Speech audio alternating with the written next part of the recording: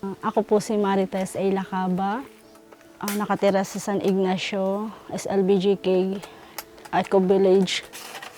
So, nung Yolanda po talaga is, lahat po sila ng family ko is na-wash out yung bahay nila.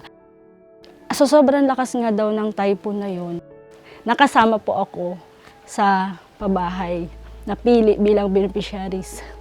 And then, parang naisip ko na hindi pwede na parang lagi na lang gano'n. Kahit nasa bahay ako, sana mayroon ding kahit maliit na income. And then, sa ngayon po is, at mayroong maliit na kabuhayan. Ang laki po talaga ng pagbabago, pagkakaiba ng ginhawa.